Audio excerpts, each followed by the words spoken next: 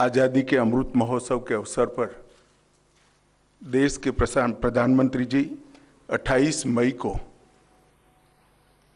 संसद का नवनिर्मित भवन राष्ट्र को समर्पित करेंगे। सभागार में बहुत बहुत स्वागत है। एक प्रकार से ये नया संसद भवन आज की ये खास प्रेस वार्ता का मकसद भी बहुत खास है। प्रधानमंत्री हम सभी जानते हैं कि देश अमृत काल में प्रवेश कर चुका है और विकसित भारत के कदम तेज गति से आगे बढ़ रहे हैं। निर्माण में एक विकसित भारत के कदम तेज गति से इस तरह से आगे बढ़ रहे हैं, लेकिन जहां आधुनिकता के साथ भारत विकसित हो रहा है, तो वहीं हिंदुस्तान अपनी संस्कृति और विरासत को सहेजने के प्रयास भी लगातार जारी रखे हुए है। आज की ये बेहद महत्वपूर्ण प्रेस वार्ता आजादी के अमृत महोत्सव से जुड़ी कुछ महत्वपूर्ण व रोमांचक जानकारी साझा करने के लिए योगदान दिया है। इस अवसर पर प्रधानमंत्री जी इस सभी श्रम योगियों का सम्मान भी करेंगे। इसके साथ साथ एक और महत्वपूर्ण घटना होने जा रही है, जिसकी आपको सूचना देने के लिए आज मैं यहां उपस्थित हुआ हूं। इस अवसर पर एक ऐतिहासिक घटना पुनरावर्तित हो रही है। एक ऐतिहासिक परंपरा पुनर्जीवित भी हो रही है। अभी स्क्रीन पर आप एक सुंदर वस्तु को देख रहे हैं। राजसी लगती है वस्तु, इसके पीछे युगों से जुड़ी हुई एक परंपरा छिपी है। इसको तमिल में सेंगोल कहा जाता है और इस शब्द का अर्थ संपदा से संपन्न और ऐतिहासिक है। आज मैं आप सभी को इसको साझा करने के लिए यहां पर उपस्थित हुआ हूं। यह एक हमारी बहुत पुरानी सभ्यता से जुड़ी हुई प्रथा है, जिसकी गहरी जड़ें देश की परंपराओं में समाहित है। आजादी के अमृत महोत्सव में प्रधानमंत्री जी ने जो कुछ लक्ष्य तय किए थे, उसमें एक लक्ष्य हमारी ऐतिहासिक परंपराओं का सम्मान और उसका पुनर्जागरण भी था। ये सेंगोल उसी लक्ष्य की परिपूर्ति के लिए आज मैं आपके सामने इसकी इंफॉर्मेशन को लेकर आया हूं। ये घटना जुड़ी है आजादी की क्षण के साथ। 14 अगस्त 1947 की रात को एक बहुत महत्वपूर्ण ऐतिहासिक और अनोखी घटना ने आकार लिया था, जिसकी 75 साल के बाद आज देश के अधिकांश नागरिकों को जानकारी नहीं है। यह सेंगोल जो अभी आपने स्क्रीन पर देखा था, उसने हमारे इतिहास में एक अहम भूमिका निभाई है और ये सेंगोल अंग्रेजों से भारतीयों के साथ सत्ता के हस्तांतरण का एक प्रतीक बना था। इस घटना के ऐतिहासिक महत्व को जानने के बाद आप सभी को आश्चर्य होगा कि इतने सालों तक ये हमारे सामने क्यों नहीं आई। जब इसकी जानकारी प्रधानमंत्री जी को मिली, इस पर गहराई से विचार करने के बाद प्रधानमंत्री जी ने इसकी गहन जांच के आदेश दिए और फिर निर्णय लिया कि गौरवमयी प्रसंग को ध्रुव तारे के समान, परंपराओं के ध्रुव तारे के समान देश के सामने रखना चाहिए। इसीलिए हमारे नए संसद भवन के लोकार्पण के दिन को चुना गया। अब मैं थोड़ा इस घटना के बाद में आपको बताऊंगा। 14 अगस्त 1947 की रात को लगभग 10:45 पर पंडित जवाहरलाल जी के ने विशेष रूप से तमिलनाडु से आए हुए अधिनम से सेंगोल को स्वीकार किया था। उन्होंने इसे अंग्रेजों से भारत को सत्ता प्राप्त करने के प्रतीक के रूप में पूर्ण विधि विधान के साथ स्वीकार किया था। पंडित नेहरू ने 14 अगस्त की रात को अपने निवास पर कई नेताओं की उपस्थिति में सेंगोल स्वीकार कर सत्ता के हस्तांतरण की प्रक्रिया को एक प्रकार से पूरा किया था, जिनमें श्री राजेंद्र प्रसाद भी थे, जो बाद में हमारे राष्ट्रपति बने। ये घटना क्यों और कैसे हुई, हम सब जानते हैं कि सन 47 में भारत को आजादी देने का जब निर्णय हुआ, तब लॉर्ड माउंटबेटन को ये प्रक्रिया को निर्विघ्न समाप्त करने के लिए भारत के वाइसरॉय बनाकर भेजा गया। जब ये प्रक्रिया करने का समय आया, तब लॉर्ड माउंटबेटन, क्योंकि इंग्लैंड से आते थे, इनको हमारी सांस्कृतिक और पारंपरिक व्यवस्थाओं की जानकारी नहीं थी। उन्होंने पंडित जवाहरलाल नेहरू जी को ये प्रश्न किया कि ब्रिटिश से भारतीयों के हाथ में सत्ता का हस्तांतरण के प्रतीक के रूप में कौन सा विशिष्ट परंपरागत समारोह का आयोजन किया जाना चाहिए। पंडित जी भी कंफ्यूज थे। उन्होंने थोड़ा समय मांगा और कहा कि मैं साथियों से चर्चा कर आपको इसके बारे में जानकारी दूंगा। पंडित जवाहरलाल नेहरू जी ने चर्चा करने के लिए अपनी पसंदगी बहुत अनुभवी स्वतंत्रता सेनानी, दार्शनिक, भारतीय परंपराओं के जानकार, इतिहास के मर्मज्ञ ऐसे विद्वान सी राजगोपालाचारी पर नियुक्त की, जिनको हम राजा जी के नाम से जानते हैं। उन्होंने ये बात को राजा जी के सामने रखा। राजा जी ने अनेक पुराने ग्रंथों का अभ्यास कर, अनेक प्रक्रियाओं को स्टडी कर साम्राज्यों के समय में सत्ता के हस्तांतरण की प्रक्रिया का एक सटीक इतिहास रेखांकित कर इस सेंगोल की प्रक्रिया को चिन्हित किया और पंडित नेहरू को बताया कि हमारे यहाँ हमारी परंपरा में इस सेंगोल के माध्यम से सत्ता के हस्तांतरण की प्रक्रिया को अधिकृत किया गया है। और इस प्रकार ये प्रक्रिया तय हुई और पंडित नेहरू ने पवित्र सेंगोल को तमिलनाडु के अधिनियम से स्वीकार कर अंग्रेजों से भारतीयों के हाथ में सत्ता के हस्तांतरण को आकार दिया। वही क्षण था जब पंडित नेहरू ने सेंगोल को स्वीकार किया, जब हम जिसको स्वतंत्रता कहते हैं, इसका सटीक स्तंभ था। इस अनुष्ठान का उद्देश्य इस तथ्य का स्वीकारीकरण है कि भारत में विदेशी शासन भारत के लोगों के पास एक ऐसी आध्यात्मिक प्रक्रिया से आई जो प्राचीन और भारत की सुदृढ़ परंपरा है। पंडित नेहरू ने इस अनुष्ठान के संपादन के लिए दक्षिण के मठाधिपति को स्वीकार कर आगे चले, जिससे पता चलता है कि उनका उद्देश्य भारत की भावात्मक एकता और आध्यात्मिक एकीकरण का था। सेंगोल के अर्थ और इतिहास में थोड़े डिटेल में जाते हैं तो सेंगोल का अर्थ बड़ा गहरा है। सेंगोल शब्द तमिल भाषा के सेम्मई शब्द से बना गया है। इसकी व्युत्पत्ति सेम्मई से आती है, जिसका अर्थ और भाव नीति परायणता से है। यह एक तमिलनाडु के प्रमुख धार्मिक मठ के महंतों द्वारा ये सेंगोल जो आप अभी देख रहे हैं स्क्रीन पर, ये अभिमंत्रित है। गंगा जल से उसको पवित्र किया गया है। इस पर पवित्र नंदी अपना अटल दृष्टि और स्थिरता के साथ विराजमान है।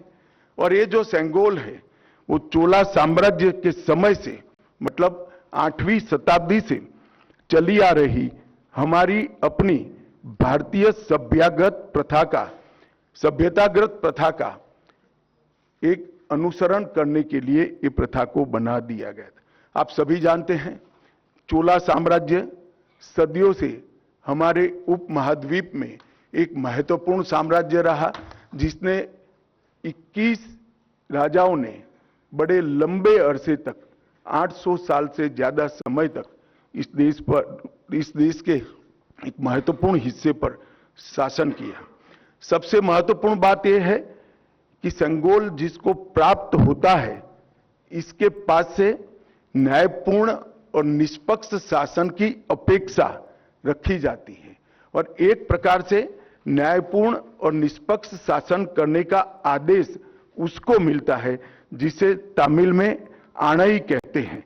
और इस सेंगोल को प्राप्त करने की घटना को आजादी के समय विश्व भर के मीडिया ने इसका जिक्र भी किया है, इस पर वृत्तांत भी प्रकट किए हैं। टाइम मैगजीन ने बहुत ज्यादा ग्राफिक्स के साथ इसको रिपोर्ट किया। भारत के भी सभी अखबारों ने इसको यथोचित सम्मान दिया था। आप सेंगोल की वेबसाइट पर मीडिया रिपोर्ट की एक फिल्म भी बाद में देख सकते हैं। 1947 अगस्त के बाद सेंगोल सबकी आंखों से ओझल हो गया, इसको भुला दिया गया, मगर एक विद्वान और पूजनीय सम्माननीय व्यक्ति ने इसको आजादी के 31 साल के बाद 15 अगस्त 78 को परमाचार्य श्री चंद्रशेखर सरस्वती स्वामीगल ने अपने अनुयायी डॉक्टर B.R. सुब्रमण्यम को सेंगोल वृत्तांत का वर्णन किया, जिसको डॉक्टर सुब्रमण्यम ने अपनी किताबों में उचित स्थान देकर उल्लेखित किया है। तमिल मीडिया ने भी परमाचार्य की चर्चा को प्रमुखता से जगह दी और उसे जीवित रखा है। हम सब परमाचार्य के इसके लिए कृतज्ञ हैं।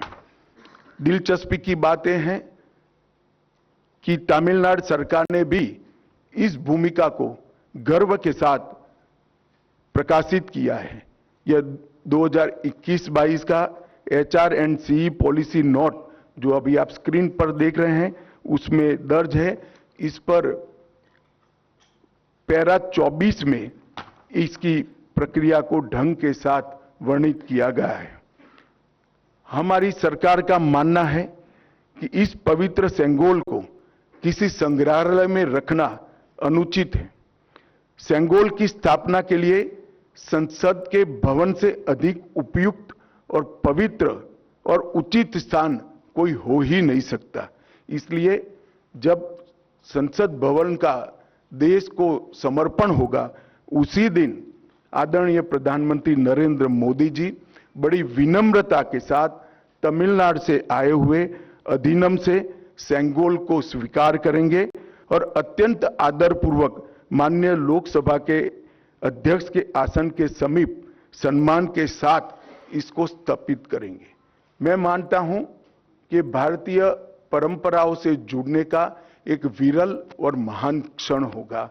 नए भारत को हमारी परंपराओं के साथ, हमारे इतिहास के साथ और हमारे आध्यात्म के साथ उसी क्षण से एक नया अनुसंधान होगा। सेंगोल की स्थापना 1947 की भावनाओं को फिर से एक बार अविस्मरणीय बनाएगी। यह सेंगोल जो है असीम आशाएं, अनंत संभावनाएं और एक मजबूत, स्वतंत्र और समृद्ध राष्ट्र के निर्माण का संकल्प है। यह अमृत काल का प्रतिबिंब होगा जो भारत को अपने विश्व में यथोचित स्थान ग्रहण के लिए गौरवशाली क्षण का साक्षी बनेगा। यह ऐतिहासिक योजना अधिनियम के अध्यक्षों से विचार विमर्श कर बनाई गई है।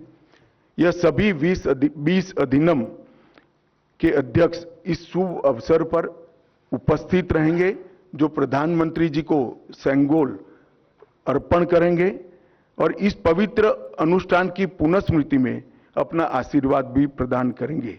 इसके लिए मैं उनके प्रति आभार व्यक्त करता हूं। और एक बहुत हर्ष की बात है कि 14 अगस्त 1947 की प्रक्रिया में जो स्वयं उपस्थित थे, वो 96 साल के मुम्मिंडी बंगारू चिट्टी भी इस कार्यक्रम में सम्मिलित होने वाले हैं। उनका आशीर्वाद भी इस कार्यक्रम को मिलेगा। यह घटना का दूरदर्शन और दी हुई लिंक से सभी मीडिया के माध्यमों से जीवंत प्रसारण देश भर के दर्शकों के लिए, नागरिकों के लिए भी होगा। निवेदन करेंगे केंद्रीय गृह एवं सहकारिता मंत्री श्री अमित शाह जी से कि कृपया वो वेबसाइट का लॉन्च करें।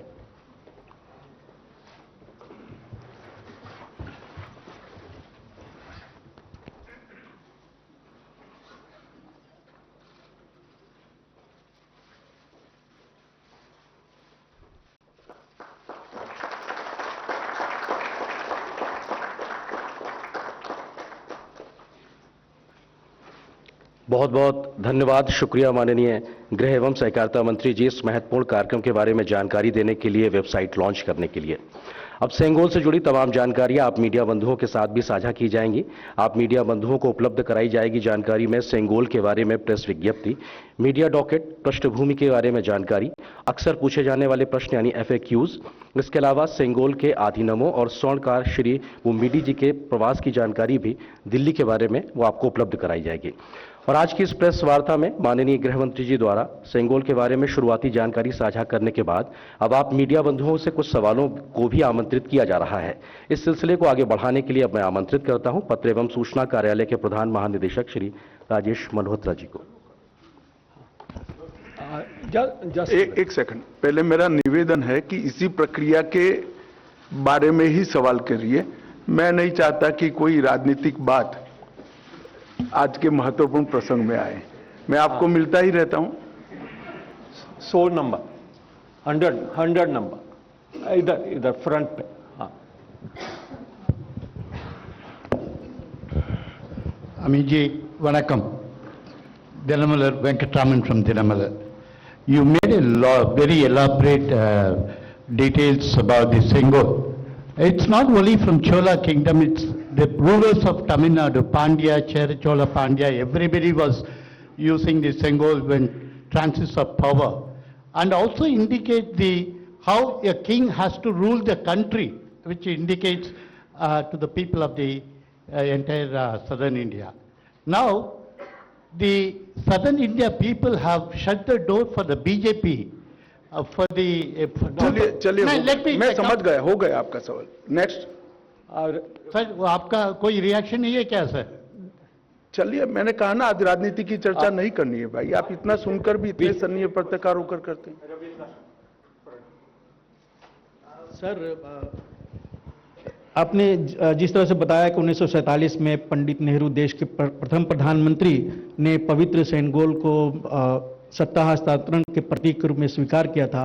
अब 28 मई को प्रधानमंत्री नरेंद्र मोदी जी उसी को देश के सामने रखेंगे। गर्व का क्षण होगा और इस क्षण पर सभी को गर्वान्वित होना चाहिए, सबको उपस्थित रहना चाहिए, पूरे देश को भावनाओं के साथ, और जो सांसद हैं या वहां पर रहना चाहिए उपस्थित, इस क्षण को देश के सामने अपने आप को भावना प्रकट करने के लिए।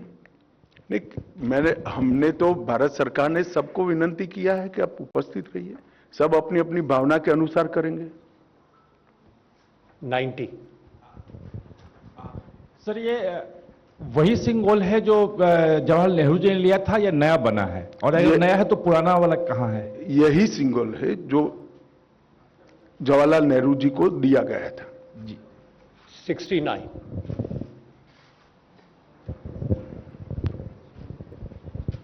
सर, जैसा आपने कहा कि यही सिंगोल है जो 1947 में दिया गया था, लेकिन ये अब तक था कहाँ और क्या पिछली सरकारों ने इसको खोजने की कोशिश किया या फिर पार्लियामेंट में लाने की कोई भी कोशिश की? इलाहाबाद के संग्रहालय में था, वहां स्थित था, उसको वहां से यहां लाया गया है। 125।